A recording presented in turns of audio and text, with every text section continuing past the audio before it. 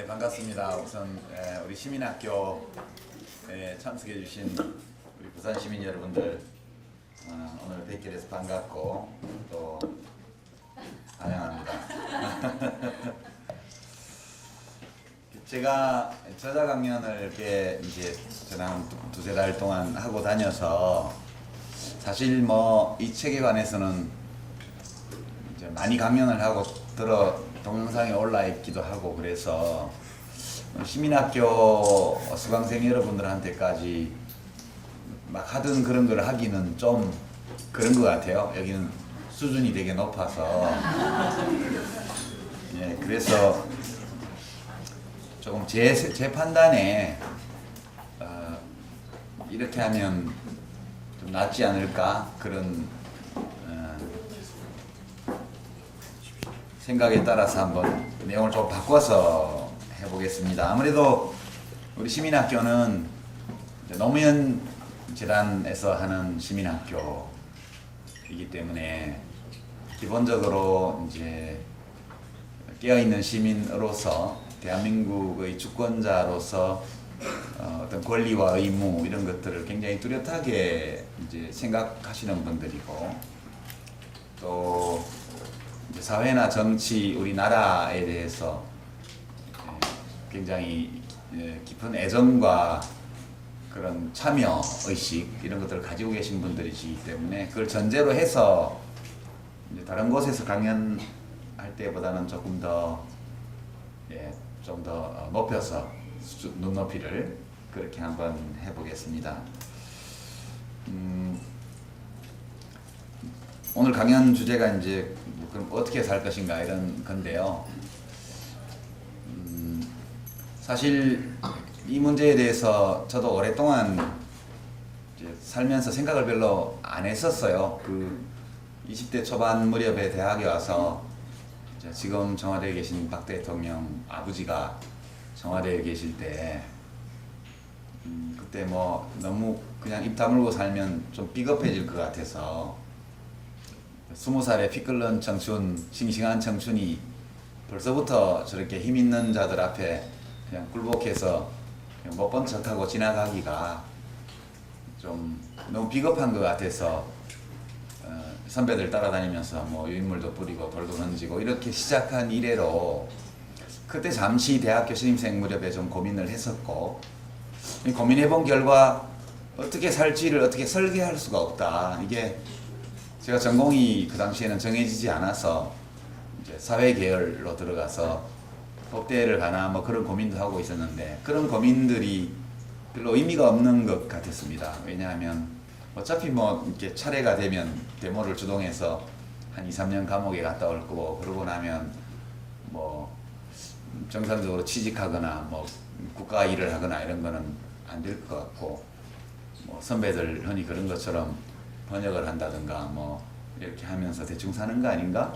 그러니까 뭔가 내 삶을 계획하고 설계하고 그렇게 내 자신이 설계한 삶을 잘 살기 위해서 뭘 준비하고 이른바 스펙도 쌓고 기능도 익히고 이런 것들이 되지를 않는 시절이어서 그냥 비겁하게는 살지 말자 이제 그런 생각으로 학생운동에 참여를 했던 이래로 가끔씩은 생각했지만 아주 깊게 생각하지는 않았던 것 같아요. 근데 노무현 대통령 돌아가실 그 무렵 그 사건이 있고 나서 여러분들 모두가 이제 상당한 그런 충격을 받으셨고 또 아직도 애도 기간이 다 지나가지 않은 분들이 많으실 거예요. 저도 아직 안 끝난 것 같아요. 애도 기간이. 왜냐하면 제 마음속을 이렇게 들여다보면 이 노무현 대통령의 삶과 죽음 우리가 함께 겪었던 뭐 많건 적건 우리가 서로 연결되어 있다고 생각하는 어떤 공통의 경험 그리고 이제 그분이 세상을 떠나시는 과정에서 벌어졌던 많은 일들 이런 걸 생각해 보면 여전히 가슴 속에서 뭔가가 일렁일렁하는 느낌이 있어요. 이 이야기는 아직 애도 기간이 끝난 게 아닌 것 같다. 이제 다 보내드리고 이제 내 마음이 잔잔해지면 애도가 끝난 건데 아직 아닌 것 같다는 생각이 굉장히 많이 들고요. 이제 운명이다라는 제목의 이제 노무현 대통령 자서전을 제가 이제 돌아가신 후에 제가 대신 써드리는 그 작업을 하면서 이제 또 많이 생각했습니다. 이 어떻게 사는 게 좋은 삶인가라는 문제에 대해서요. 사실 이제 답이 없는 문제라고 말할 수 있죠. 어떻게 살 것인가, 어떻게 사는 것이 잘 사는 것인가, 이런 것에 대해서는 정답은 없는 거라고 이제 우리가 생각할 수도 있겠습니다. 그러나 정답은 없다 할지라도 자기 나름의 답은 있어야 될 거 아닌가, 이제 그렇게 생각하죠. 여러 개의 답이 있는 문제라고 저는 생각을 합니다.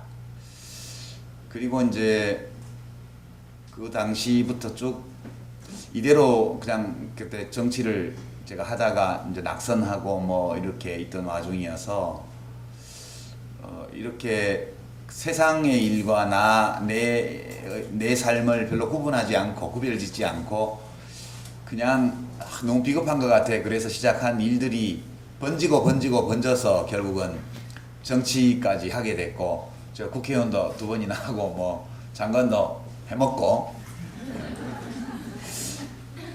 기왕 이렇게 온 거니까 그냥 쭉 갈 거냐, 이런 고민들을 저도 많이 했죠. 근데 그 일이 진행되던 와중에, 그러니까 노무현 대통령께서 뭐 이제 가족에 대한 검찰 수사가 시작이 되고, 당신께서 이제 검찰에 이제 직접 가시고, 이런 과정에서 제가 이 세상에 대해서 조금 태도를 바꾸게 됐던 것 같아요. 그 전까지는 우리나라는 되게 문제가 많은데 그래서 좋아, 난 할 일도 많고, 되게 할 일이 없고 아무 문제가 없는 나라 같으면 삶이 얼마나 심심하겠어? 그렇게 생각을 하려고 노력을 했죠. 우리가 북유럽이라든가 서유럽에 안정되고 번영하고 아주 민주주의적인 나라들, 또 복지도 잘 돼 있고 이런 나라를 보면 굉장히 부러운데, 우리는 해결해야 될 문제가 되게 많고 불합리한 거, 비이성적인 거, 상식에 어긋나는 거, 이런 게 아직도 되게 많은 나라니까, 되게 할 일이 많으니까 변화도 빠르고 우여곡절도 많고 신나는 나라 아니야? 뭐 이제 그런 쪽으로 긍정적으로 생각을 하려고 노력을 많이 했어요. 그리고 이 정도 되는 나라에 태어난 건 굉장히 큰 행운이야, 그렇게 생각도 하고요. 근데 이제 4년 전에 그 일을 겪으면서 이 대한민국 사회, 추상적으로 사회보다 이 사회에서 나와 동시대를 살아가는 사람들, 정치인들이 쓰는 용어로는 국민, 학자들이 쓰는 용어로는 대중, 운동권에 쓰는 말로는 민중, 사회학자들 용어로는 군중, 때로는 이 나와 함께 동시대를 살아가고 있는 사람들에 대한 느낌이 굉장히 많이 달라졌어요. 그러니까 그전에는 때로 이해가 안 되는 측면도 있고 뭐 그런 점도 있긴 하지만 되게 심정적으로 서운하거나 이런 거는 없었던 것 같아요. 무섭거나 이런 거는. 근데 그 일을 겪으면서 한편으로는 되게 무서워졌고요.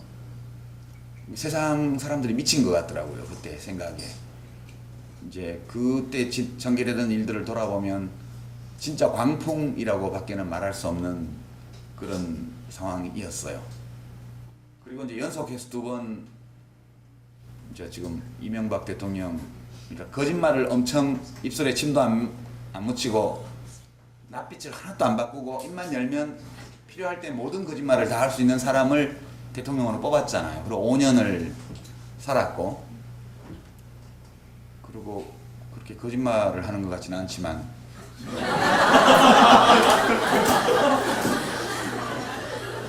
우리가 좋아했던 대통령들이 가지고 있던 지적인 면모, 이런 것들이 거의 보이지 않는 대통령을 또 뽑았잖아요. 근데 이제 뽑을 때마다 노상 하는 얘기가 잘 살아보세요. 6년 전에는 부자 되고 싶다, 부자 되세요, 여러분 돈 지갑을 두둑히 해드리겠습니다, 국민 성공 시대, 이런 거였고요. 이번에는 또 잘 살아보세요. 이제 속으로 도대체 얼마나 더 잘 살아야 되지? 우리나라가 지금 국민소득이 1인당 2만 불 시대인데요. 2만 불이면 대충 환율로 계산해서 4인 가족 평균으로 하면 8만 불이잖아요. 평균이라면 8만 불이면 약 1억 원 아니에요? 가계소득이. 가계소득이 1억 원 정도 되는 게 딱 평균이어야 되는 사회인데 그렇지 않잖아요. 그 문제가 있죠, 우리나라에는. 근데 사실 부자들은 말할 나위도 없고 중산층 정도 되는 분들이 요즘 입고 먹고 타는 거를 보세요. 고종 황제 폐하보다 훨씬 더 잘 먹는다고요. 정조대왕 300년 전 정조대왕하고는 비교도 안 돼요.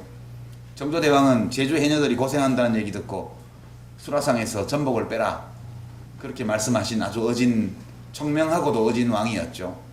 근데 지금 10,000원이면 요만한 생전복 3마리 준다고요. 마트 시장에 가면 한 30,000원 내면 전복 전문점에 가서 전복회, 전복구이, 전복 내장무침, 전복죽까지 풀코스로 나오는 걸 먹잖아요.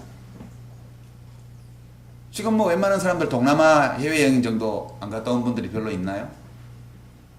그러니까 100년 전에 조선 후기에 말기에 정승판서가 먹던 것보다 훨씬 잘 먹어요. 우리가 더 좋은 옷을 입고요, 더 쾌적한 집에서 살고요. 그리고 그 사람들이 상상도 할 수 없었던 곳에 여행을 다니면서 이렇게 사는데 도대체 얼마나 더 물질적으로 잘 살아져야 될까?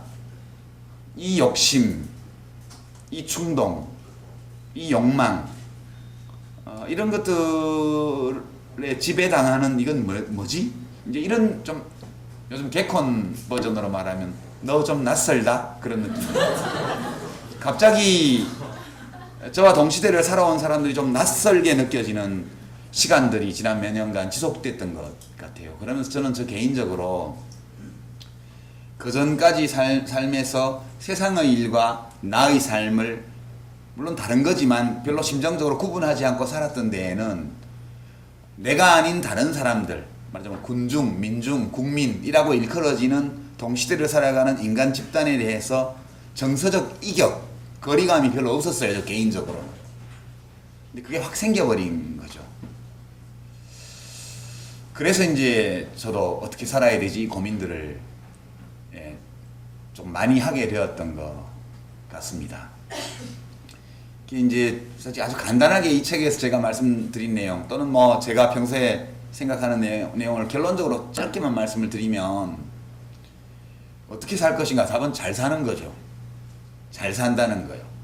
well-being 이죠. well-being. 그 well이 뭘 의미하냐는 사람마다 다르겠지만 포괄적으로 보면, 그리고 잘 산다는 거에는 잘 죽는 것까지 포함되는 거죠.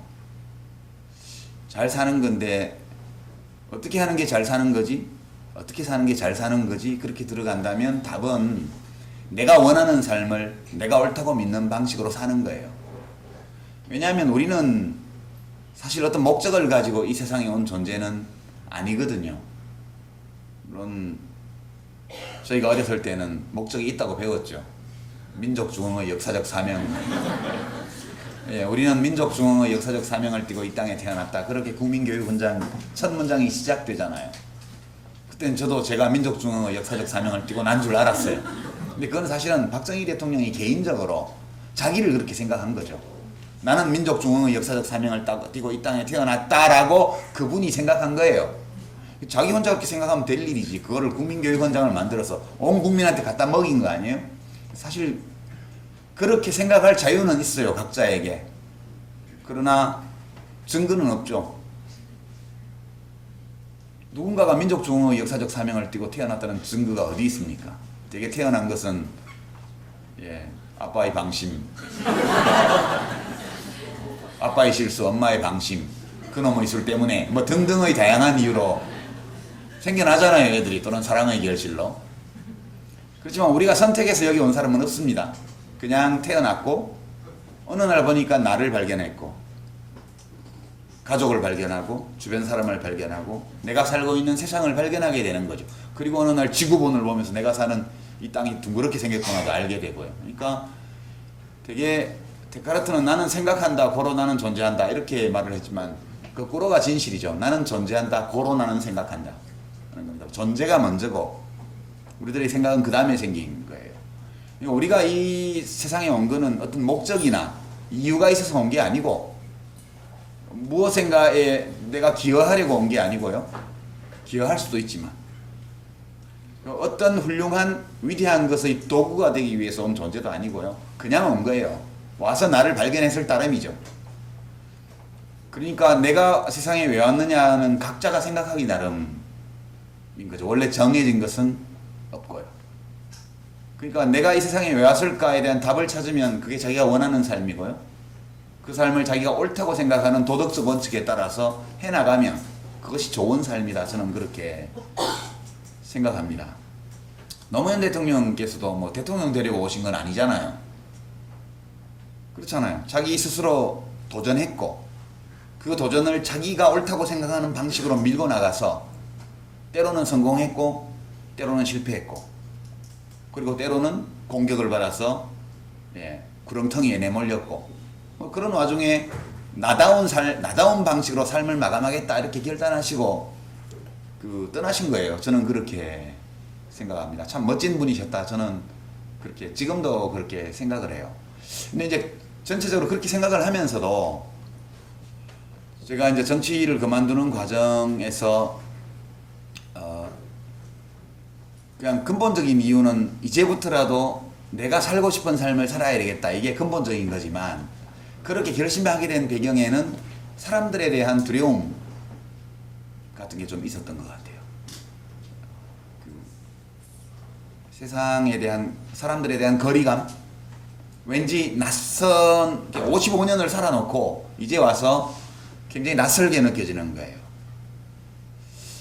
그런 것들도 많이 작용을 했다 이렇게 생각합니다. 그런데 이 좀 무섭다 이렇게 느끼는 것은 이제 감정적인 측면이고 그럼에도 불구하고 그런 일이 일어날 수 있다 그런 판단도 한편으로 합니다. 그게 아주 누군가 나쁜 의도를 가지고 한 측면도 있지만 근데 이명박 대통령은 아주 나쁜 의도를 가지고 했죠. 그거를 아주 나쁜 사악한 의도를 가지고 했고요. 다만 그 의도는 죽이려고 한 것은 아니었다. 저는 그렇게 생각해요. 왜냐하면 되게 사람은 자기를 투사해서 남을 생각하거든요.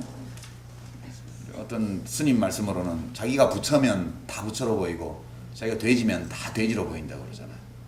이명박 대통령 같은 분은 노무현 대통령이 당했던 그런 일을 당해도 절대 자살하지 않을 거예요. 그런 방식으로 자기의 존엄을 지킬 의지를 가진 사람이 아니에요. 그런 사람이에요. 그러니까 거짓말을 하고 그것이 발각되어도 전혀 부끄러움을 느낄 능력이 없는 사람이에요. 그런 사람은 절대로 나를 버리라고 말을 한다든가 그래도 사람들이 안 버리니까 스스로 떠나거나 이런 일은 할 수 없어요.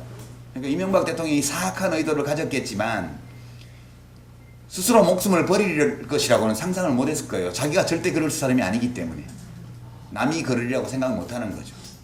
그럼 나머지 언론, 검사들 또 뭐 그런 언론의 보도를 보면서 막 손가락이 있던 사람들은 뭘까? 일어날 수 있는 일이다. 저는 그렇게 생각해요. 나쁜 의도 없이도요. 그래서 제가 이 세상에 대한 두려움, 사람들에 대한 서운함 이런 감정이 남아있는 한은 참 제대로 살기가 어렵겠다. 그런 생각을 하면서 많이 고민을 해봤는데요. 결론은 더러더러 사악한 의도를 가지고 그 일을 저지르는 사람들도 있고 지금도 유사한 나쁜 짓들을 하고 있지만 그래도 일이 이렇게 번져나가는 데에는 인간이 가지고 있는 근원적 한계가 작용하는 것 같다. 그렇게 생각합니다. 이제 그렇게 생각하면 마음이 약간 편해지더라고요. 그래, 누가 나쁜 의도가 있어 그런 것이 아니고 원래 그런 거야. 인간이라는 거는. 그렇다면 만약에 인간이 그러면 안 돼라는 내 어떤 판단 때문에 서운함을 느낀다면 원래 내가 가지고 있던 판단이 좀 과한 거야. 그런 생각을 하게 되는 거죠. 사진을 좀 준비해 왔는데요. 아이고, 이게 아닌데. 이거 안 넘어가지 왜? 이거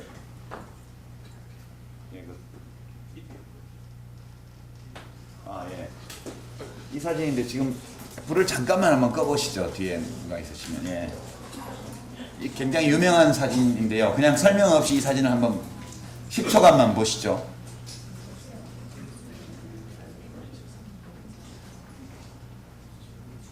제가 노무현 대통령 서거와 관련되어서 몰아쳤던 언론의 광풍과 민심의 광풍 이런 것들이 무엇이었나? 지금 와서 그걸 어떻게 생각할 건가? 내 마음속에 남아있는 여전히 남아있는 두려움에 대해서 내가 어떻게 판단해야 될까? 그런 고민을 하면서 이 사진을 보고 많은 것들을 느꼈어요. 이제 불 켜주셔도 되겠습니다. 다 보셨죠? 이 사진은 1990년대의 아프리카 수단 지역에서 촬영된 사진입니다. 어떤 전문 사진 작가가 찍었고요. 뉴욕타임즈에 게재되었고 퓰리처상을 받았습니다. 이 사진으로. 근데 이제 그 작가는 약 1년이 지나고 나서 자살을 합니다. 30대 초반의 젊은 아주 촉망받는 작가였죠. 이제 이 사진을 보셨겠지만 뒤쪽에 있는 거는 멀리 있는 독수리고요. 앞에 있는 것은 죽어가는 작은 아이입니다. 여자아이였다고 그러는데요. 그 당시 수단은 내전이 벌어져서 정치적 혼란이 극도로 이제 심했고 그런 가운데 부족 간의 약탈, 방화, 살인, 강간 이런 범죄들이 그냥 사방에서 벌어지고 그렇게 해서 아주 수많은 난민들이 발생해서 국외로도 도망 못 가고 거기에서 죽어가는 그런 상황에 국제기구가 이제 구호 활동을 하러 들어갔죠. 그때 언론인들이 이 종군 기자처럼 같이 들어가서 이 작가는 당시 사진작가로서 가서 프로 사진작가로 가서 구호소에서 멀리 떨어진 곳에는 무슨 일이 벌어지고 있나 그것이 매우 궁금해서 혼자서 구호소에서 멀리 떨어진 지역까지 나갔습니다. 가다가 우연히 저 장면을 찍게 되었죠. 이 독수리는 죄가 없어요. 보면 독수리가 미워 보이는데 독수리는 죽은 고기만 먹기 때문에 저 아이가 죽기를 기다리고 있는 거예요. 그냥 독수리는 자기의 자연적 본능대로 행동을 하고 있는 거고요. 저 아이는 지금 죽어가고 있죠. 부모는 어딘지 아마 죽었겠죠. 저 아이가 어떤 고통을 느끼고 있을지 여러분 전달이 되죠? 전해지죠? 여러분들한테 목이 마르고 배가 고프고 공포감에 사로잡혀 있고 이 상황이 뭔지를 몰라요. 우리가 이 사진을 볼 때 가슴이 갑자기 막 이상한 느낌에 사로잡히는 것은 저 아이가 토끼나 사슴이나 노루가 아니고 저게 사람이기 때문에 그래요. 우린 다 알고 있죠. 나와 같은 종에 속한 개체이고 우리와 똑같은 감정과 생각하는 능력을 가지고 있는 사람이고 저 아이가 환경이 좋은 곳에서 태어났더라면 되게 우리가 살면서 느끼는 기쁨, 환희, 황홀감, 맛있는 음식 그런 거요. 그런 즐거움을 다 누릴 수 있는 아이라는 걸 우리가 다 알고 있죠. 그러니까 실제 우리가 저 상황에 있지를 않고 수십 년 전의 상황이지만 저 사진을 보면 그 고통이 우리들에게 그냥 느껴집니다. 이게 신경생리학적으로는 우리 대뇌 피질에 있는 거울 신경세포, 미러뉴런이라고 이제 생물학자들이 이름 붙인 그 세포 때문이라고 그래요. 그러니까 일종의 텔레파시 기능을 하는 건데 소통을 직접 하지 않고도 다른 사람이 느끼는 고통, 아픔 또는 기쁨 이런 것들을 그대로 다른 사람이 느낄 수 있게 자기가 느낄 수 있게 해주는 미러뉴런이 있다고 그래요. 이것 때문에 어린아이들이 엄마의 표정을 흉내내고요. 표정 변화만으로도 어른들의 생각의 변화를 끌어낼 수 있다고 그래요. 이런 소통, 감정의 교류 이런 것들이 필요하기 때문에 그러니까 어떤 메시지가 아닌 그런 메시지를 통하지 않은 직접적인 감정의 교류 이런 것들을 하기 위해서 굉장히 정교한 안면 근육을 발전시켰고 그리고 그런 것들을 인식할 수 있는 아주 정교한 안면 인지 능력을 우리가 가졌다는 게 이제 생물학자들의 설명인데요. 제가 하려는 얘기는 그 사진작가의 죽음과 관련된 얘기예요. 이 사진이 뉴욕타임즈에 게재되자마자 신문사로 엄청난 항의가 쏟아집니다. 작가에 대한 말도 못할 비난이 쏟아지고요.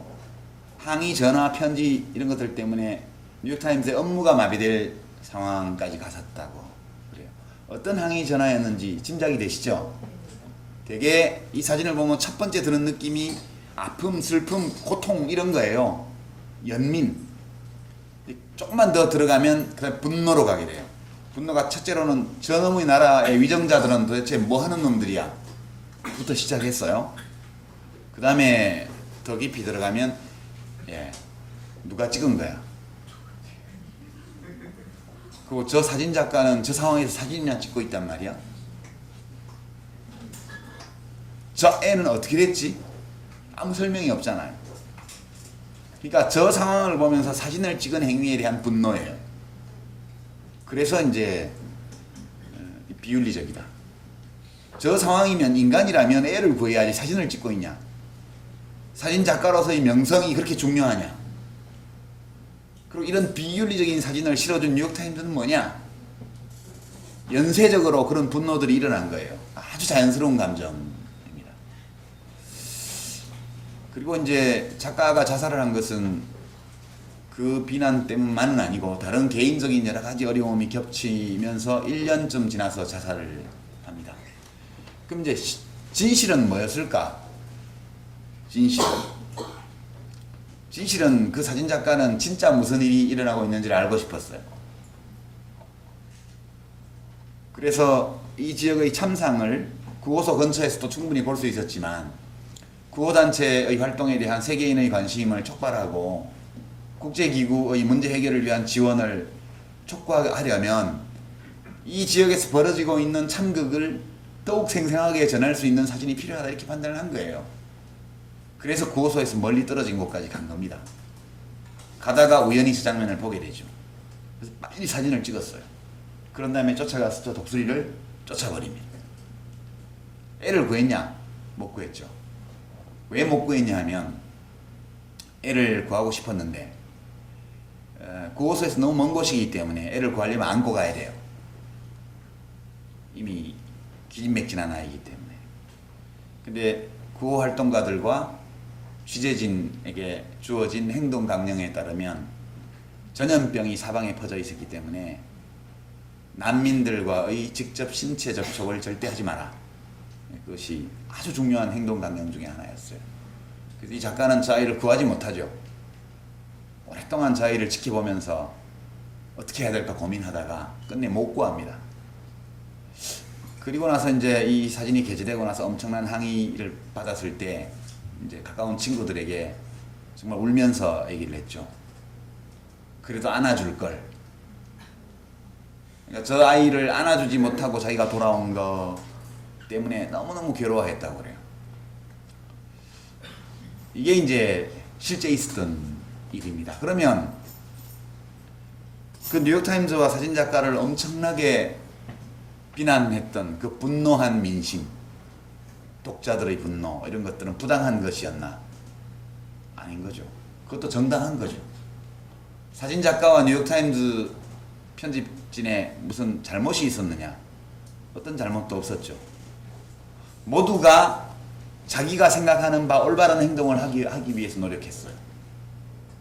결과적으로 보면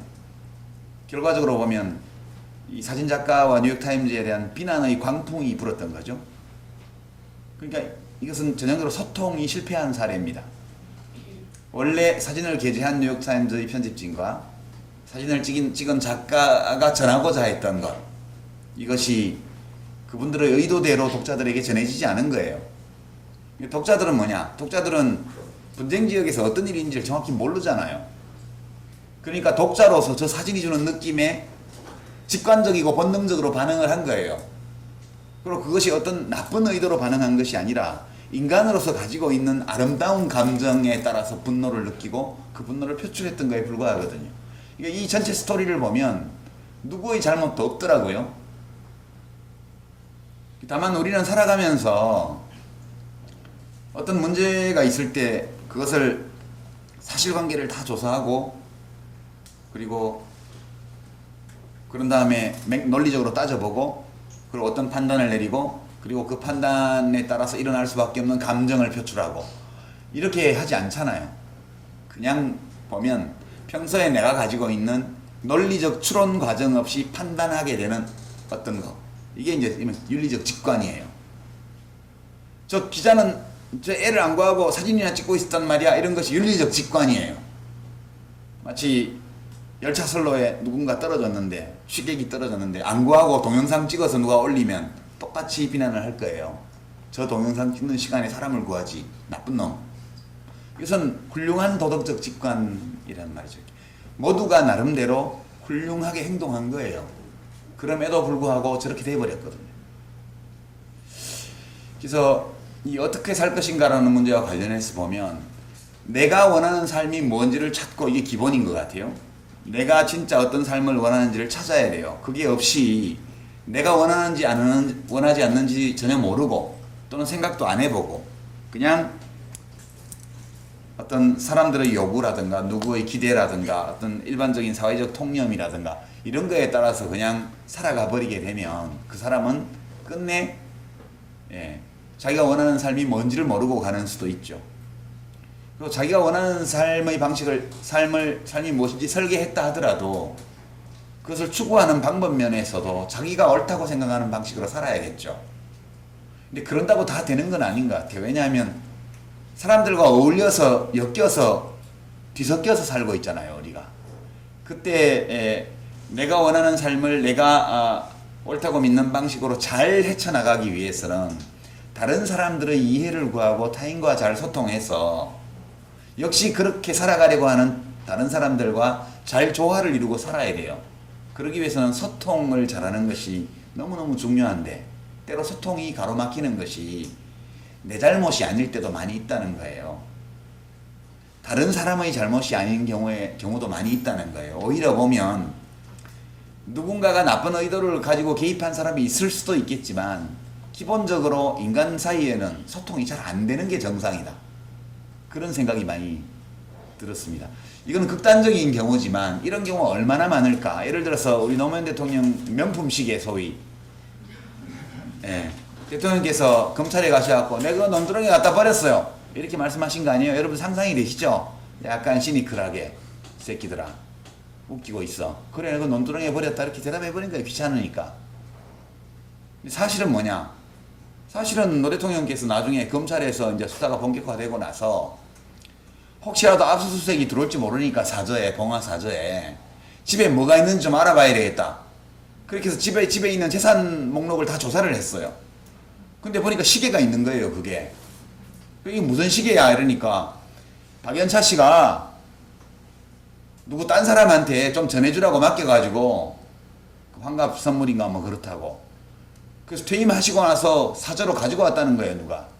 대통령은 모르셨고. 그 여사님이 그거를 어떻게 하겠어요, 그러면. 그래서 받아서 그냥 놔둔 거래요. 대통령은 보지도 못했고 알지도 못했고. 그래서 화가 나셔가지고 망치로 두들겨서 다 부셔버렸대요, 그 시계를. 진실은 그거예요. 근데 박연차 씨한테 1억 원짜리 명품 시계 선물 받아가지고 하다가 논두렁에 버렸다. 이제 하도 가짜니까 그렇게 그냥 대답하신 거예요. 제가 보기에는. 근데 그걸 흘려내보내서 그럼 사람들이 야 봉화마을에 시계 주스러 가자 그렇게 했잖아요, 네티즌들이. 무슨 악의가 있었겠어요?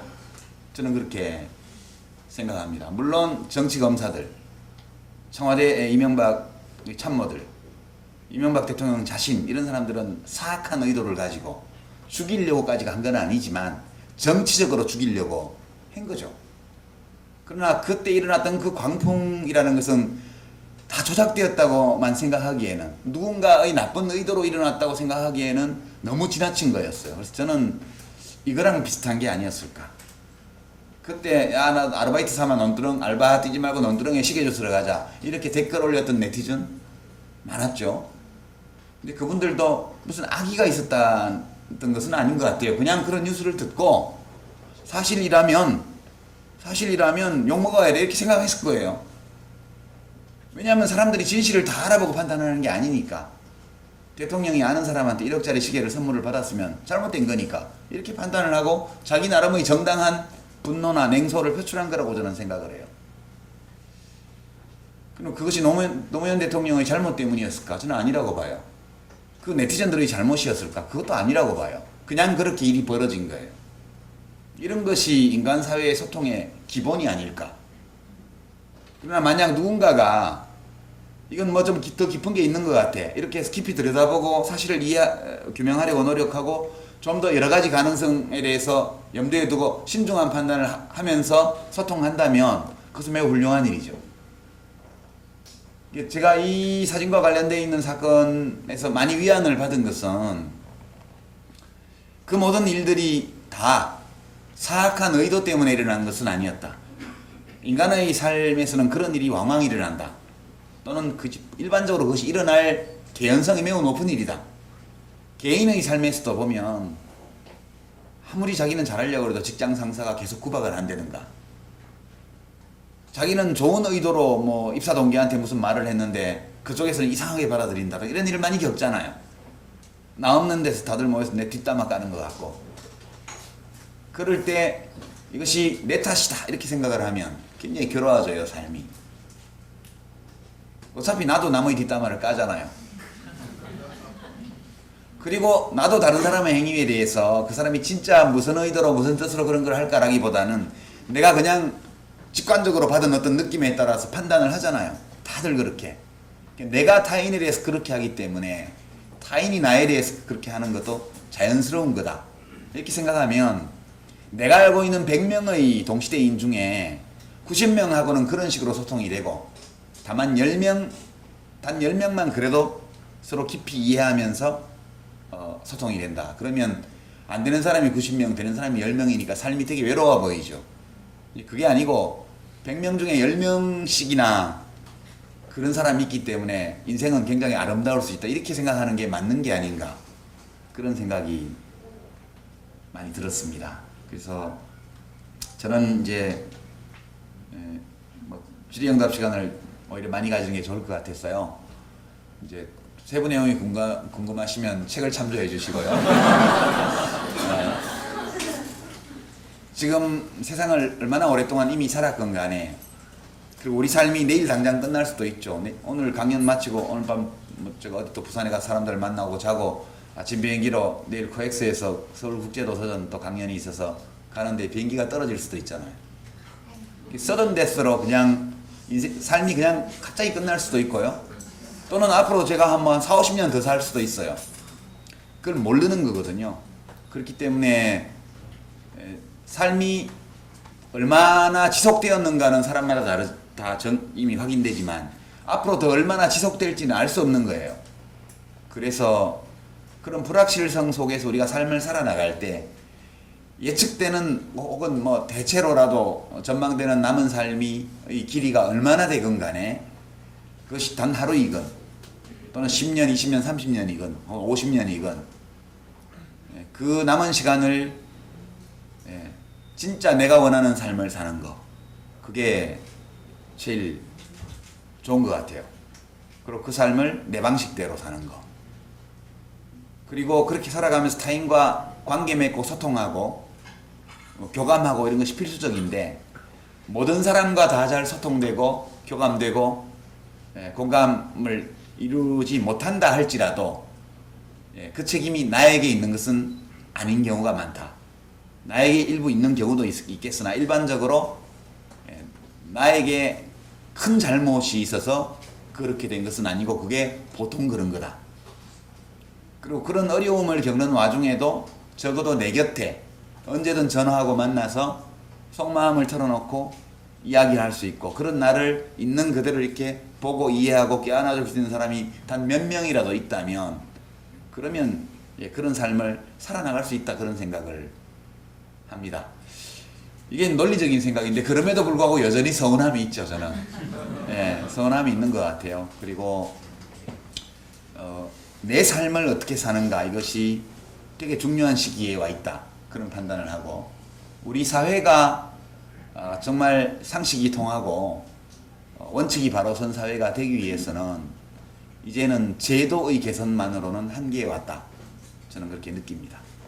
결국 민주주의라는 것도 철학적으로 자립한 개인들이 많이 있을 때 민주주의가 되는 것이지, 누군가가 문제를 해결해 주기를 기대하는 의존적 국민들만 있을 때에는 민주주의도 제대로 될 수 없는 것이다, 그렇게 저는 생각합니다. 그 여러 가지 개선해야 될 제도가 많은 것도 사실이지만 그와 더불어서 이제 정말 단독자로서의 개인이 바로 서야 되는 시대에 왔다 그렇게 생각해요. 그래야만 국민소득 1000불도 안 될 때 인구 10만 명당 한 해에 자살하는 사람이 7명밖에 안 됐습니다. 우리나라가. 국민소득 2만 불인 시대에 1년에 10만 명 중에 35명이 스스로 목숨을 끊는 시대를 우리가 살고 있습니다. 그렇게 국민소득이 20배가 되는 동안 자살자 수가 4배로 늘어났다면 자살에 이르지는 않았지만 그러나 삶을 불행감 속에서 삶을 살아가는 사람들, 엄청난 억압을 느끼면서 사는 사람들 얼마나 많겠어요? 그것을 국가가 어떻게 구할 수 있을까? 저는 그건 안 되리라고 봐요. 각자 내 삶을 내가 구하고 그리고 나와 관계 맺고 살아가는 사람들이 자기 삶을 구할 수 있도록 서로 돕고 격려하고 연대하고 이런 노력들이 제도 개선을 위한 개별적 집단적 노력과 함께 병행될 때 우리 대한민국이 그런 독립적 주체적 개인으로 구성되는 어떤 연대의 공동체로서 더 질적 발전을 할 수 있는 시대가 올 수 있는 게 아닐까. 그게 노 대통령이 평소에 즐겨 말씀하시던 깨어있는 시민이라는 건 바로 그런 존재라고 생각해요. 단순히 정치에 관심을 가지고 자원봉사를 많이 하고 그런 시민이 아니고요. 자기 삶의 주인으로 자기 발로 우뚝 선 철학적으로 독립한 그런 개인만이 조직을 건전하게 발전시킬 수 있고요. 사회를 건강하게 만들 수 있고요. 문명을 앞으로 밀고 나갈 수 있는 그런 주체다. 저는 그렇게 생각합니다. 그래서 더 많이 생각하고 공부하고 경험하고 참여하고 그러나 그 모든 과정에서 가장 중요한 것은 내 자신이 그 일 속에서 의미와 보람, 기쁨, 긍지를 느끼는 것. 단순히 시대적 사명이라는 명분 또는 우리가 학교 어릴 때부터 배워왔던 도덕적 규범 또는 그것이 옳기 때문에 라는 생각으로만 그런 일을 한다면 그래서 오래가지 못한다고 생각하고요. 자기 발로 선 시민도 아니라고 봐요. 결국은 내 스스로 그것에 의미를 부여할 수 있고 내 스스로 그것에서 기쁨을 발견할 수 있고 그런 활동으로 보낸 하루가 작은 인생으로서 매일매일 나에게 의미를 가지는 그런 삶을 사는 시민들이 많아졌을 때 그럴 때라야 좀 더 지성미 있는 대통령을 가질 수 있고 정직한 대통령도 가질 수 있지 않나 그렇게 저는 생각합니다. 고맙습니다. 네, 그렇게 하고 이제 제가 거진 한 45분 말씀드렸는데요. 또 하여튼 한 4, 50분 정도 제가 준비한 이야기는 이런 건데 여러분들은 좀 다른 거에 관심을 가지고 또 오셨을 수도 있기 때문에 오늘 제 강연 내용에 관련된 것도 괜찮고 또 다른 것도 괜찮고 이렇게 손들어서 말씀해 주시면 벌써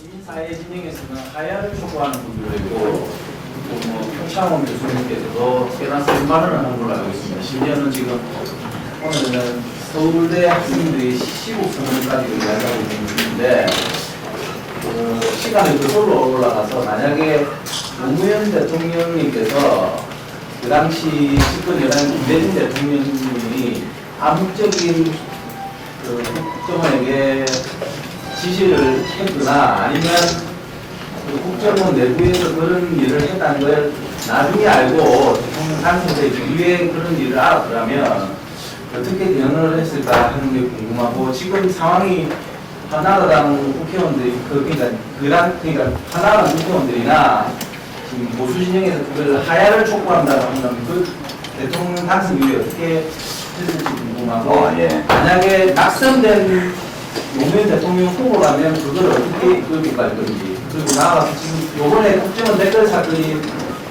요번 대선에 끼친 영향이 한 몇 프로의 영향을 끼쳤습니까?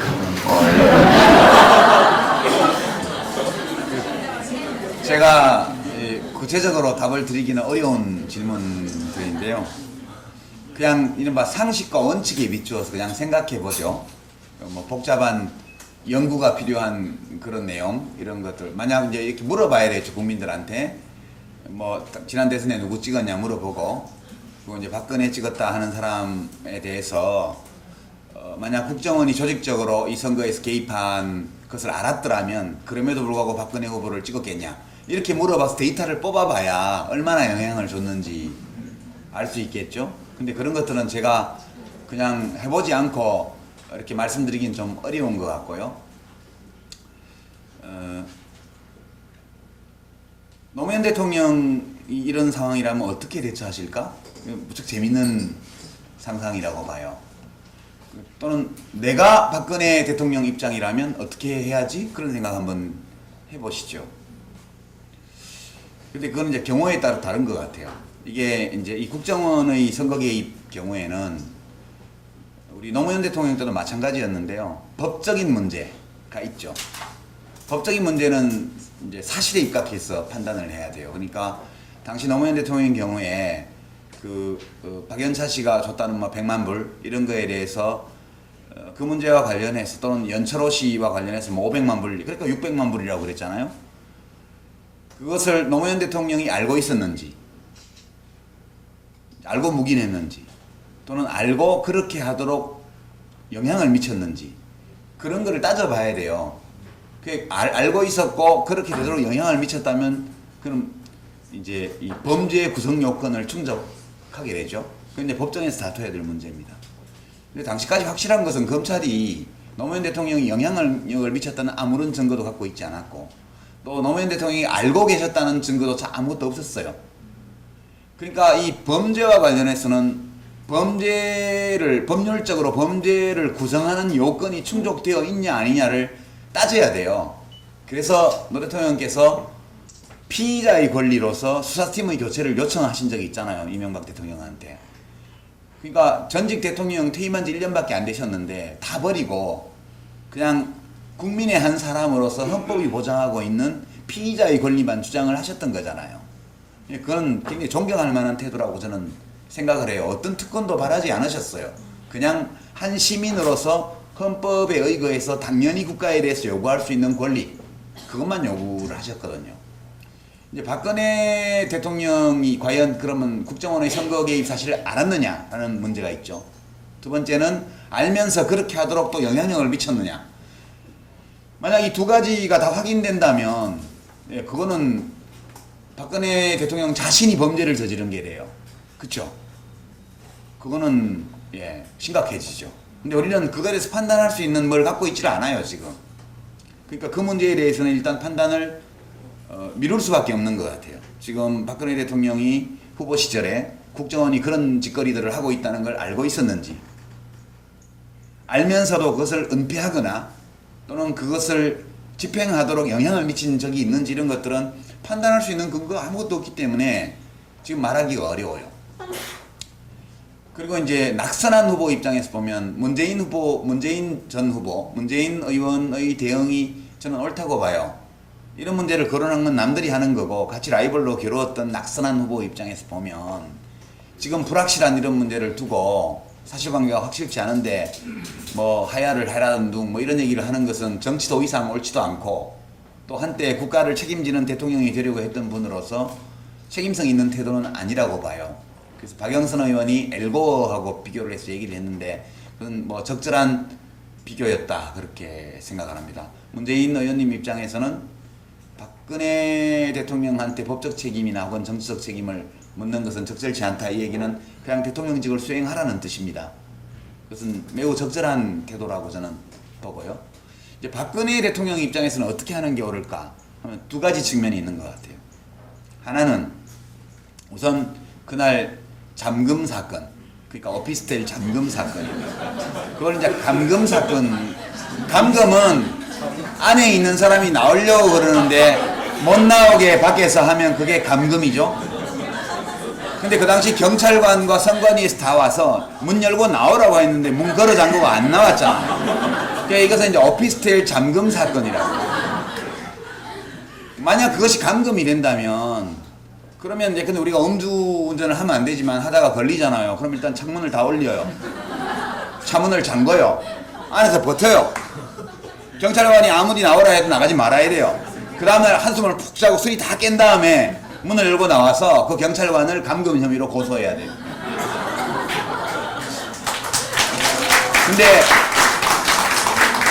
근데 그 사건이 터졌을 때 TV 토론에서 박근혜 후보, 당시 후보가 젊은 여성의 인권을 유린한 감금 사건이라고 그랬어요.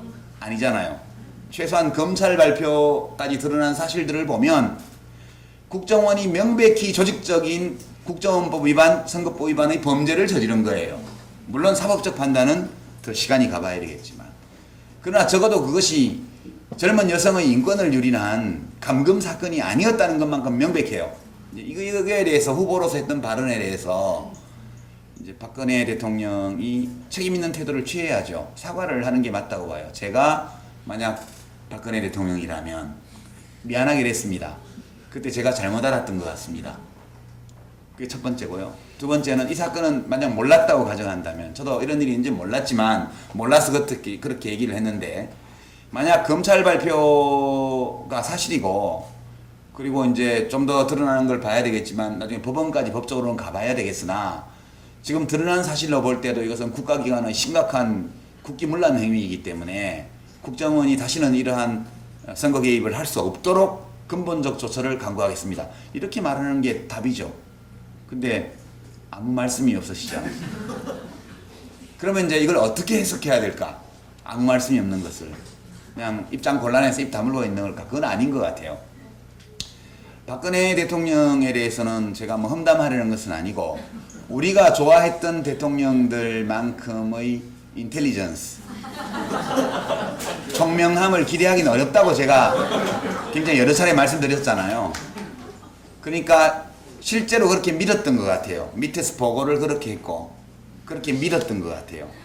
이게 이제 이른바 환관정치라는 겁니다.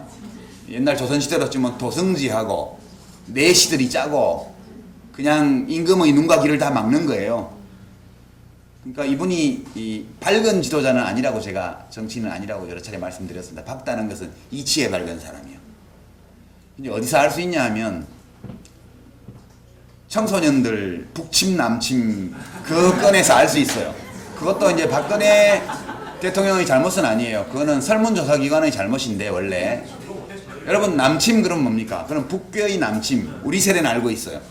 북침 그러면 대한민국의 북침 이거잖아요. 그러니까 당연히 6.25는 남침이에요. 왜냐하면 북침일 수가 없는 게, 북침했으면 왜 사흘 만에 다리 끊고 도망가요, 대통령이.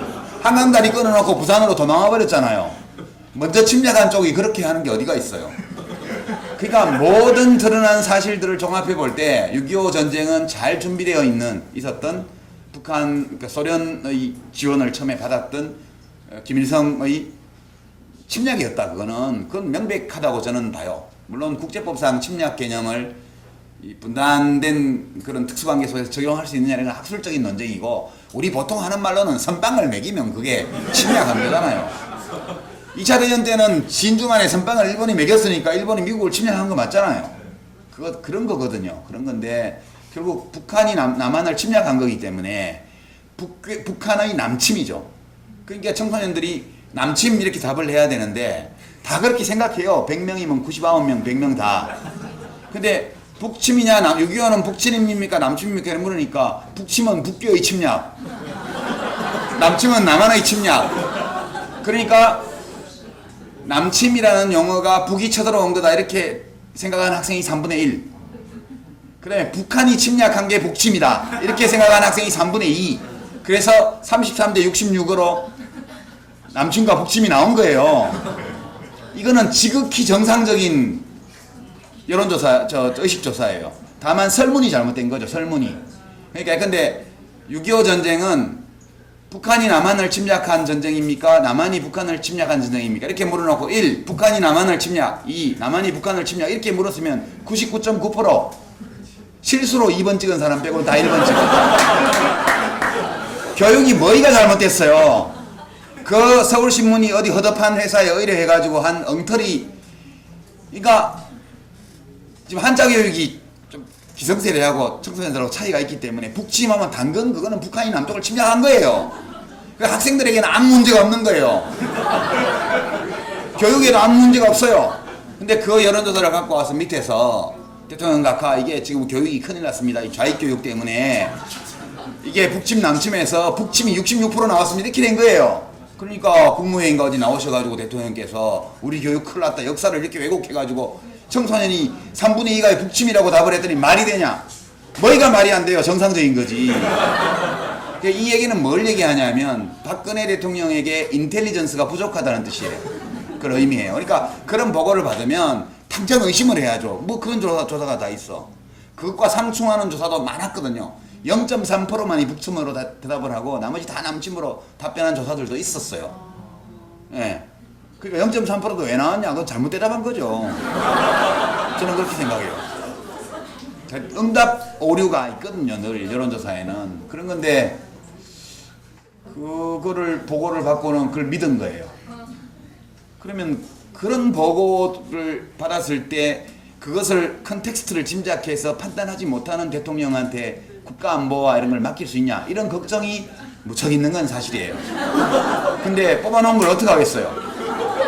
대통령의 인텔리전스가 부족하면 국민들의 인텔리전스로 보충하면서 나갈 수밖에 없다고 저는 생각을 해요.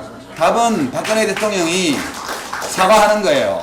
그때 잘못 알아서 잘못 알고 잘못 보고받고 사실을 모르는 가운데 그렇게 얘기해서 문재인 후보에게 미안하다.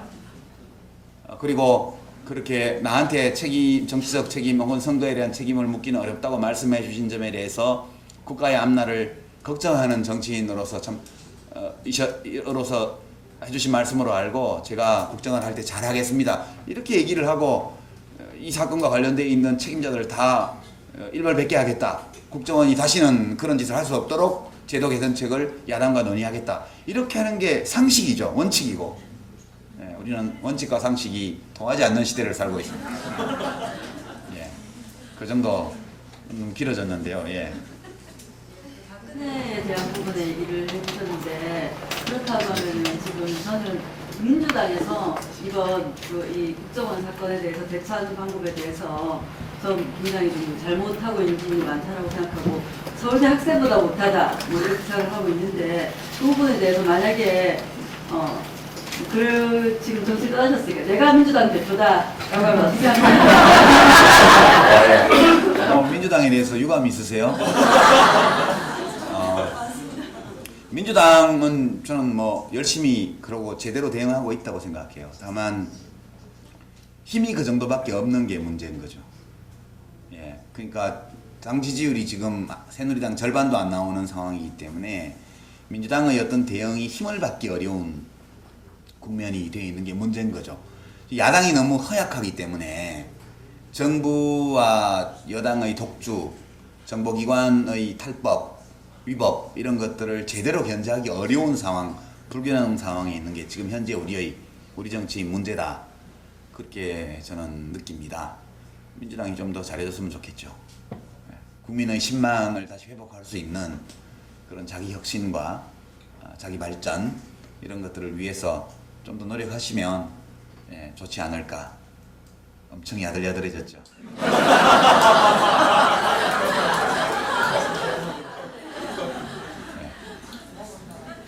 예. 저희 오늘 강의가 농민시민학교의 강의 세 번째 강의로 들었습니다. 정치적 관심이 저희들 국민들 시민들이 정치적 무관심이라고 하지만 관심이 아주 세계적 다른 나라와의 비교해봐서 아주 강한 것으로 생각을 합니다. 그런데 5천년 역사를 주장하고 우리가 강조하고 자랑하고 있지만 실제로는 일제 이후 45년 2차 대전 종전 이후 신생국가로서 경제발전, 신속한 경제발전과 또 이후 80년 6.29 이후 어느 정도의 민주화를 이뤘다고 해서 나름대로 자부도 하고 이래 되는데 그동안 너무 속도를 빨리 배운 결과로 정말 이전의 여유 같은 그런 부분을 우리가 다 잃어버리고 빨리빨리 그 병에 전부 다 369 게임을 할 정도로 그러다 보니까 그 사이에 빠졌던 그 부분의 부작용을 지금도 저희들이 느끼고 있지 않나 생각합니다. 예, 이전에 우리 뭐 금수강 했던 것도 전부 다 지금은 정수기 외에는 그 물을 제대로 먹지 못하는 그런 정도인데요. 그렇게 발전을 해온 그 한계도 지금 오지 않았나.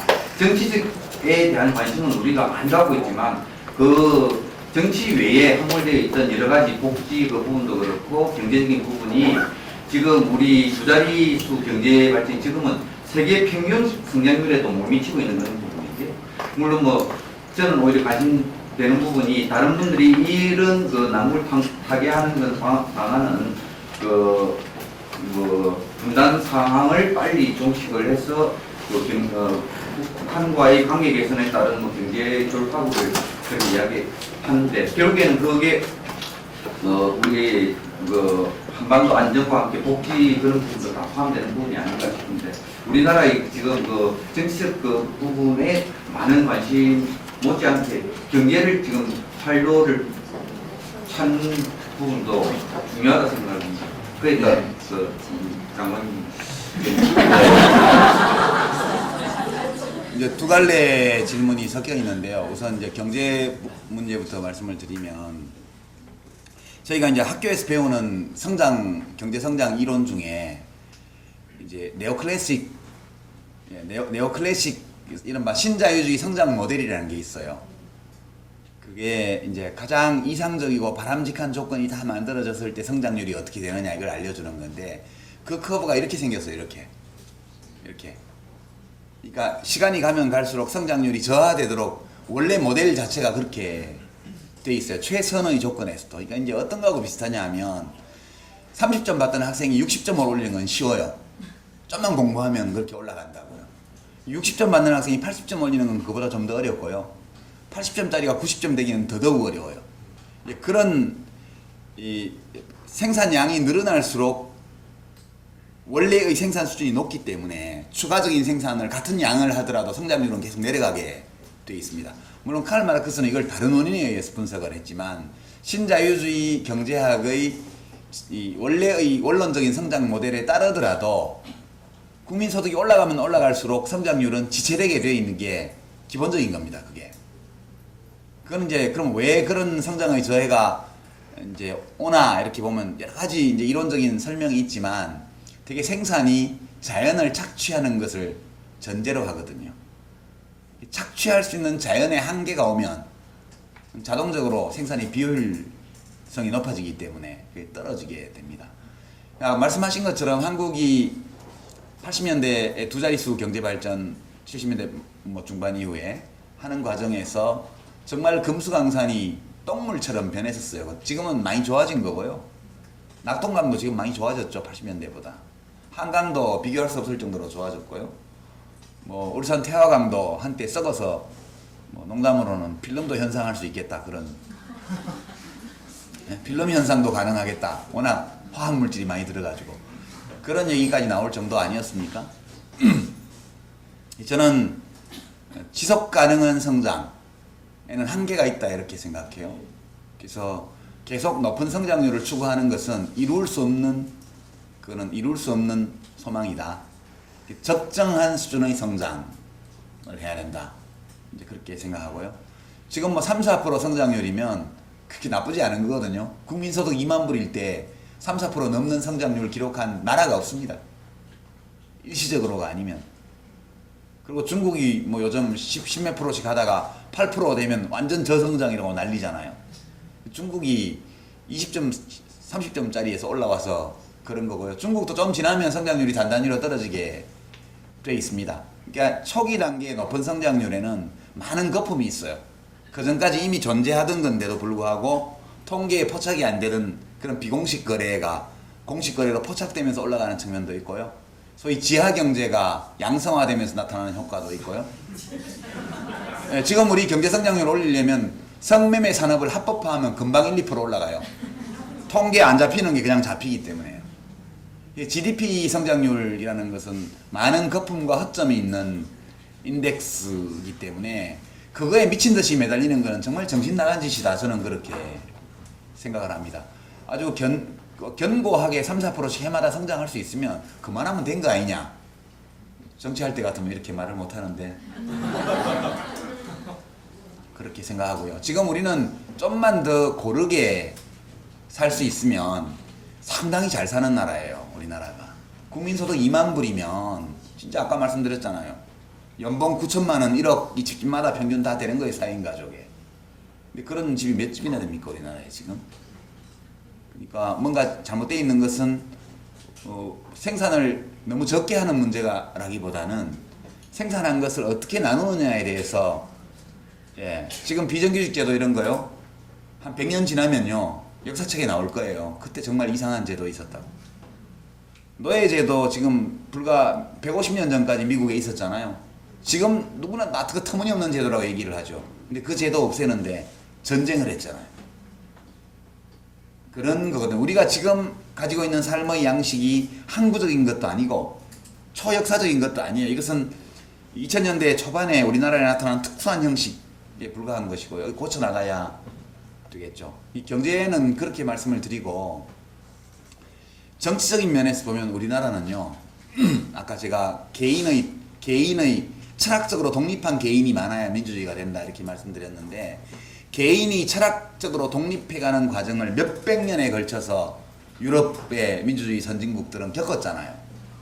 임금님 목 잘라 죽이기도 하고요. 그러다 다시 반혁명이 일어나서 다시 새 임금님이 들어오기도 하고요.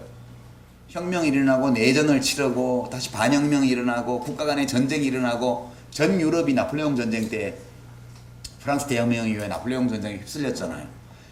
그러니까 결국 여러분 상상이 되세요? 고대 그리스 시대에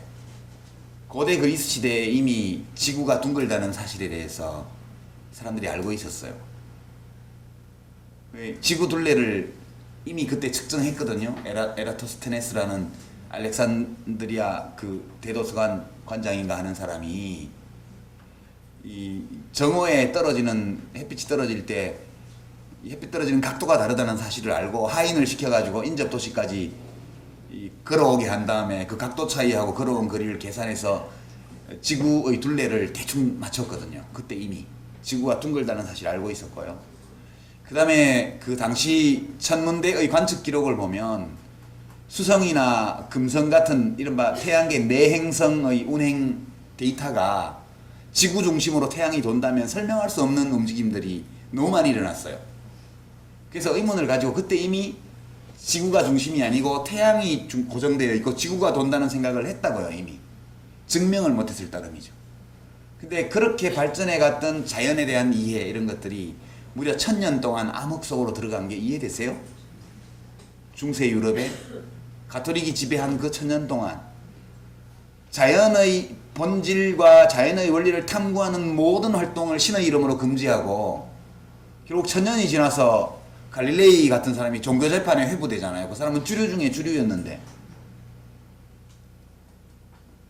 1000년이에요. 1000년 생각해보세요.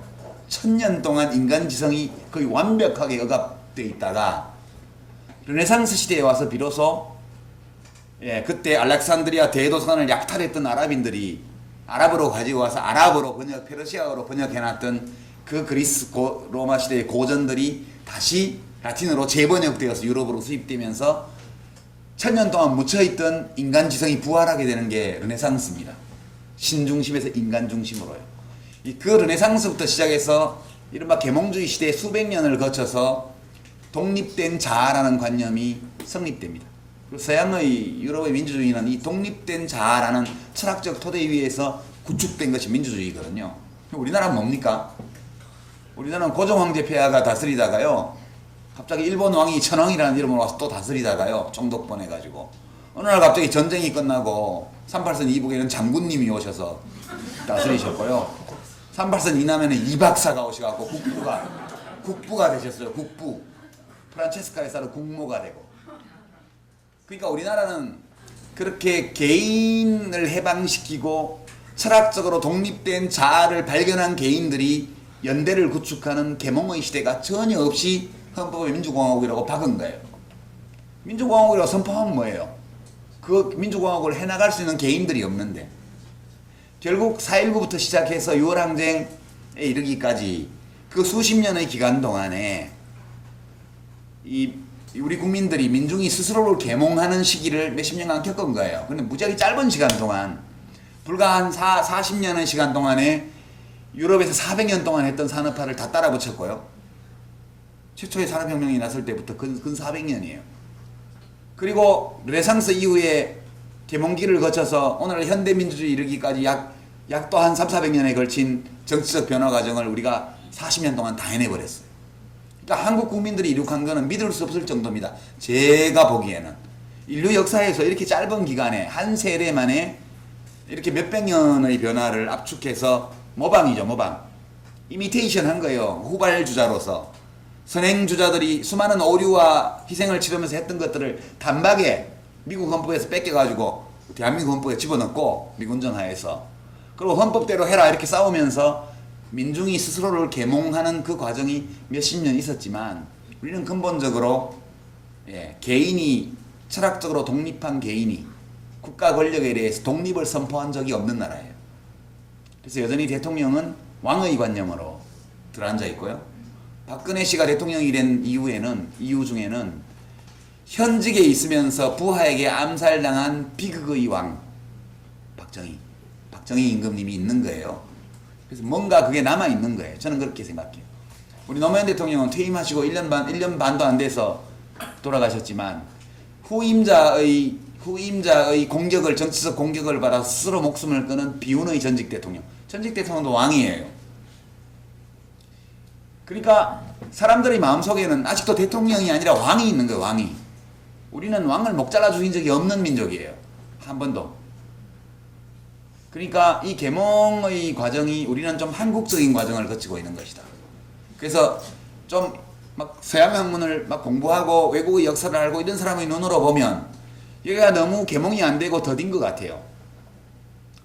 더딘 것 같지만 결국 광주항쟁을 겪은 지역은 계몽이 훨씬 많이 됐죠. 그렇지 않은 지역보다. 어디라고는 말 안 하겠어요. 이 계몽이라는 것은 누가 누구를 계몽시키는 것이 아니고 사람들이 스스로 자기가 눈을 뜨는 과정이에요. 계몽이라는 것은. 그러니까 타인의 눈에 자기를 비추어 볼 수 있는 그런 교양과 지성을 가진 철학적으로 독립한 주체로서의 개인. 이것이 지역마다 좀 다른 거예요. 경험에 따라서. 그런 것이고 그런 관점에서 보면 매우 훌륭하게 해냈어요. 적어도 외견상으로는. 그러나 이 훌륭하게 약 몇십 년 동안 해낸 이런 것들을 안정된 기반 위에서 더 격을 올려서 격 되게 중요하거든요. 격. 예, 격은 장관이냐 차관이냐 이게 아니고요. 품격이라는 게 있는 거예요. 품격이라는 게.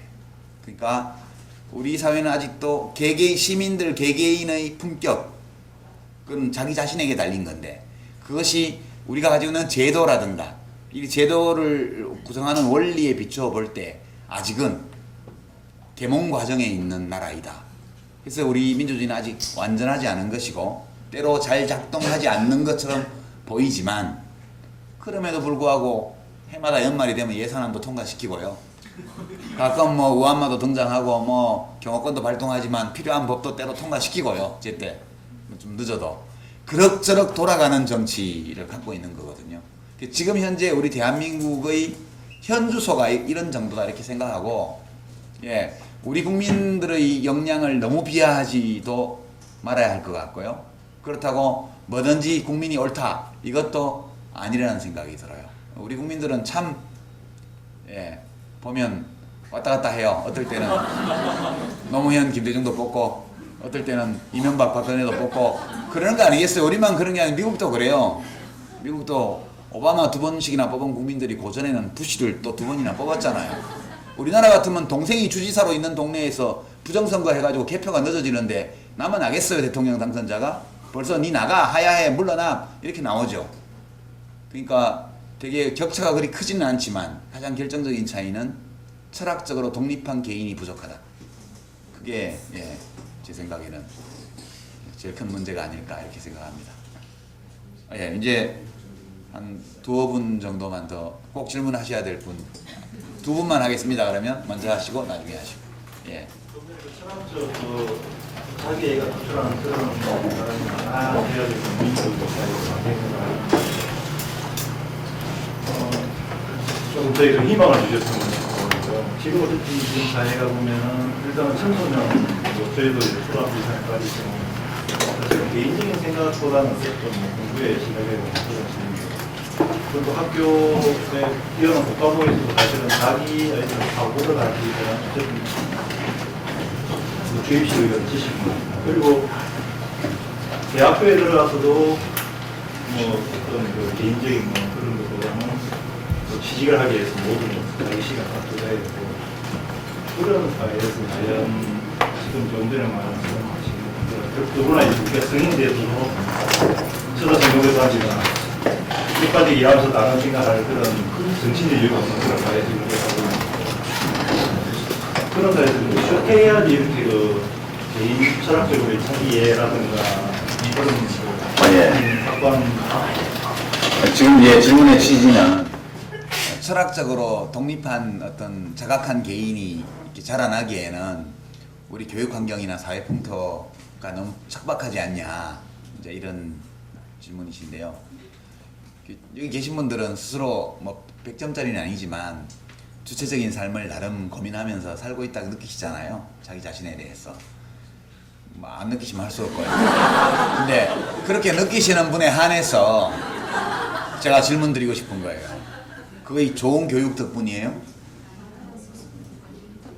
그렇다고 대답하는 분을 제가 거의 못 봤어요.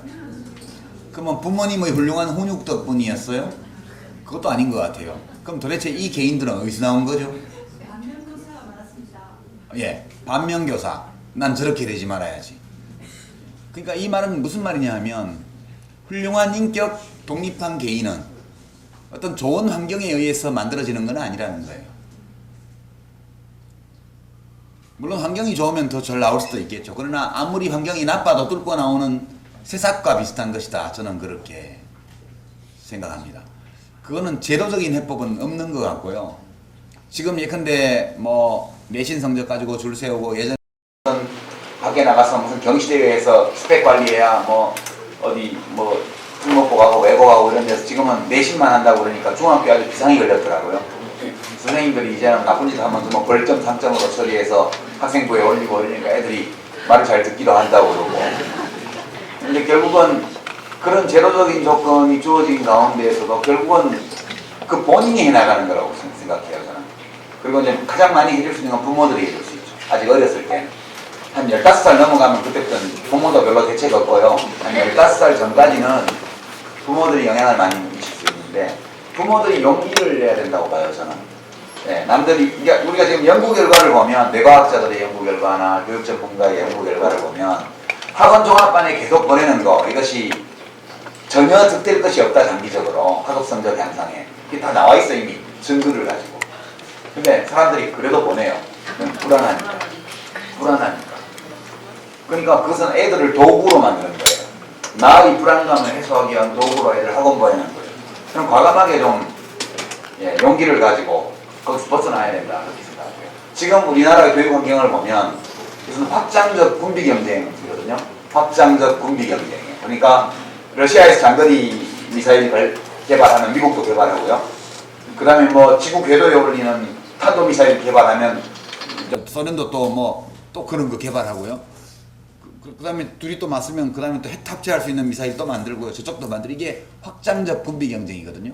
둘이 그거 하면 둘 다 득볼 게 없어요. 그냥 둘 다 그거 안 하고 평화롭게 사는 게 훨씬 나아요. 그럼에도 불구하고 한번 확장적 군비 경쟁에 이 가동되기 시작하면 그 인간은 이성뿐만 아니라 감정과 충동의 지배를 더 많이 받는 존재이기 때문에 지금 사실 대북 관계가 엉망이 됐는데 잘했다는 국민이 훨씬 많잖아요. 박근혜 대통령의 대북 정책에 대해서. 왜 그렇게 했어요? 그래서 이성적인 판단이 아니라고요. 이성은 어떤 평화도 전쟁보다는 낫다.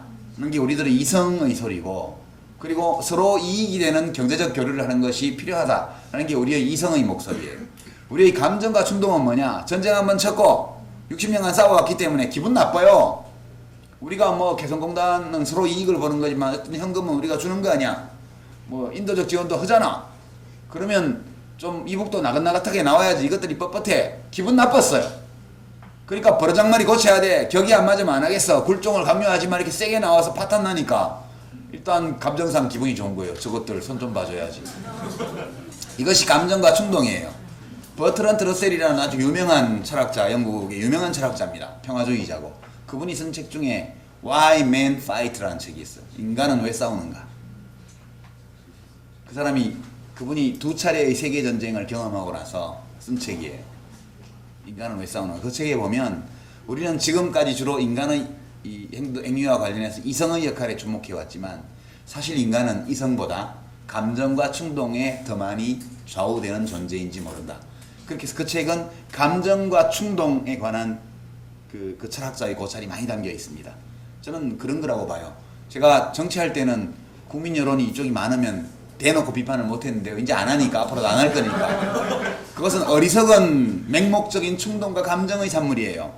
국민이 나라의 왕이라고 할 수 있는 국민이 그렇게 감정과 충동에 휩싸이면 그 국정이 엉망이 되게 돼 있는 겁니다. 그래서 여론조사 결과가 많이 나온다고 청와대는 지금 희희낙낙하고 있는데 그렇게 국민들 뒷공문이나 따라다닐 거면 뭐하러 대통령을 해요? 대통령이 이랬다는 것은 때로 일시적인 국민 여론을 거스르면서도 진정 선한 것, 옳은 것이 무엇인지에 대해서 고민하고 국민의 의사를 존중하지만 때로는 그걸 설득하고 나갈 수 있는 용기, 이런 것들이 훌륭한 지도자에게 요구되는 덕목이잖아요. 맨날 여론조사에서 국민 시킨 대로 할 것 같으면 컴퓨터 하나 청와대에 갖다 놓지 뭐하러 대통령을 뽑아요. 맨날 여론조사 돌려갖고 많이 나오는 쪽으로 하면 되지. 그러니까 이런 것이 철학의 빈곤을 얘기해 주는 거다. 저는 그렇게 느끼고요.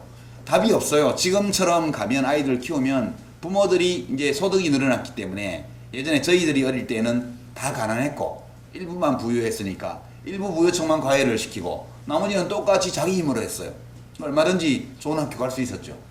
지금은 부모들이 돈이 많기 때문에 경쟁적으로 모두가 확장적으로 군비 경쟁을 하는 거예요. 이쪽에서 뭐 100만원짜리 과외 시키면 저쪽 150만원짜리 시키고 뭐 저쪽에서 무슨 100만원짜리 컨설팅 받으면 이쪽 200만원짜리 받고 그렇게 가는 거 아니겠어요? 그리고 국내에서 안 되면 해외 연수 보내고 결국 이렇게 자기가 가지는 경제적 부 이런 것들을 자식의 성적 경쟁에 확장적으로 사용하기 시작하면 모두가 거의 다 휘말려드는 거죠. 모든 학부모들이 일제히 과외를 안 시키면 결과는 똑같아요. 그죠? 근데 시키고 있잖아요. 이 확장적 군비 경쟁의 회전목마가 이미 돌아가고 있기 때문에 스스로 내리지 않는 한 아무리 이 제도를 원망하고 세상을 원망해도 빠져나오지 못한다고 저는 보는 거예요. 네, 그래서 부모들에게 용기가 필요하다. 아이들 키울 때 그렇게 생각하고 우리들이 좋은 교육 덕분에 훌륭한 가정교육 덕분에 훌륭한 시민이 된 것이 아니라면 만약 그것 때문만은 아니라면 그렇다면 우리 아이들도 그런 환경에도 불구하고 훌륭한 인간으로 성장할 수 있을 것이다. 이렇게 믿고 가면 된다고 보고요. 세대가 가면 갈수록 더 훌륭해진다고 저는 보고 있어요. 저희 때보다는 지금 청년들이 훨씬 나아요. 저는 그렇게 더 똑똑하고요. 더 봉사도 많이 하고요. 더 생각하는 세상을 보는 눈도 훨씬 넓어요. 어떤 사람들은 데모도 안 오고 뭐 스펙만 쌓는다고 뭐라 그러는데 그런 어른들이 자기 일을 알아서 하니까 지금은 학생들이 그렇게 해야 될 이유가 없잖아요. 그래도 국정원 문제 이런 거는 해결이 안 될 조짐을 보이니까 학생들이 드디어 어른들 저거 자기 일 처리 못하는구나 해서 열받아가지고 이제 시국선언 준비한다는데 좋은 일이죠. 예.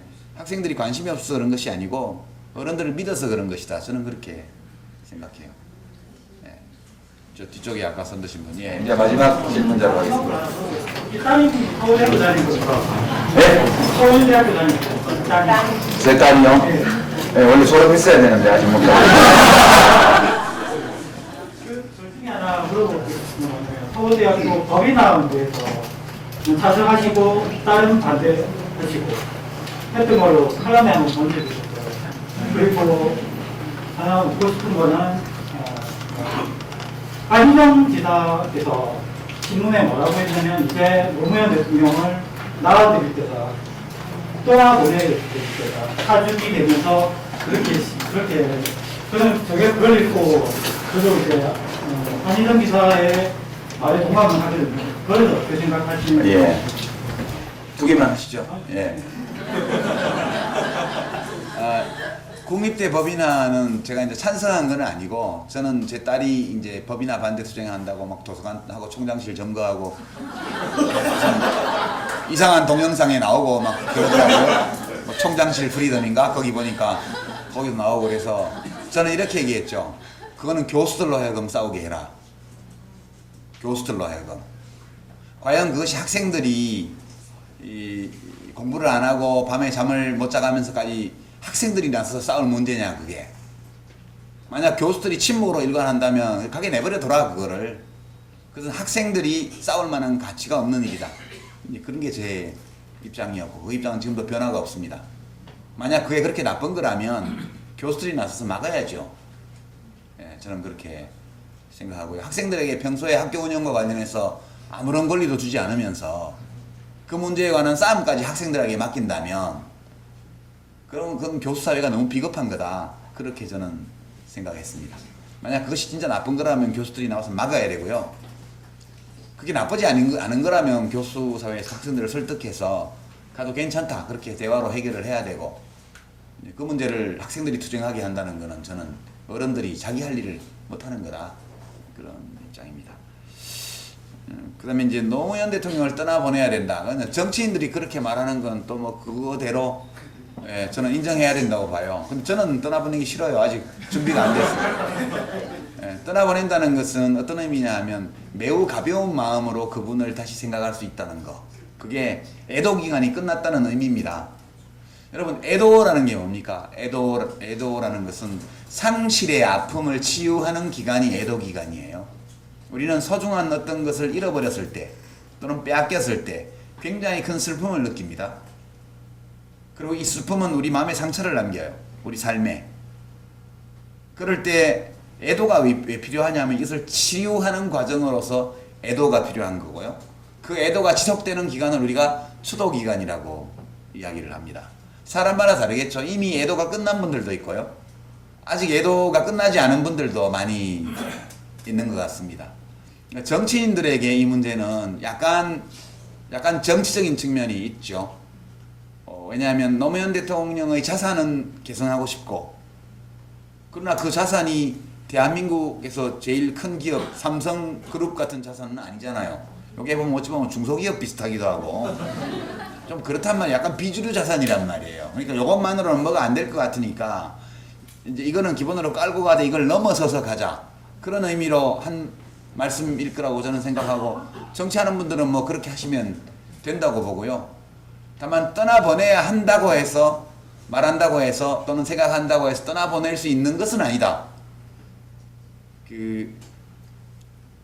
그분의 죽음이 우리 사람들에게 남긴, 각자에게 남긴 슬픔, 그 슬픔으로 인해 입은 상처, 그리고 그 상처가 이렇게 아려올 때마다 어떤 사람들에 대해서 느끼는 감정, 이런 것들이 총체적으로 있죠. 그런 것들이 다 소화되고, 그래서 그런 것들을 생각해도 감정의 동료가 없어지는 상태, 이때가 애도 기간이 끝나는 기간이라고 저는 봅니다. 그때는 떠나보내라 말라 안 해도 자연스럽게 그분이 우리들의 가슴을 떠나서 어딘가에 이렇게 자리를 잡으실 거라고 봐요. 그래서 그거를 너무 그렇게 떠나보내야 한다느니 아니라느니 이런 거는 각자가 알아서 하면 되지. 네, 뭐 그렇게 뭐 당위적으로 뭐 해야 되는 것처럼 그런 건 아니라고 봐요. 저는 저 개인으로 말씀드리면 이제 애도 기간이 앞으로 상당 기간 갈 수밖에 없지 않나? 그런 좀 세월이 가면서 옅어지지만 그래도 아직은 아니 그거 안 떠나가시는 걸 어떻게 해요? 이제 떠나가실 만한 상황이 되면 우리 마음에서 이렇게 떠나실 거라고 저는 생각해요. 그때까지는 자연스러운 마음의 상태, 감정의 흐름 이런 것들을 받아들이면서 그런 감정조차도 내 삶의 한 구성 요소로 이렇게 가지고 살면 되는 문제 아닌가? 그렇게 저는 생각합니다.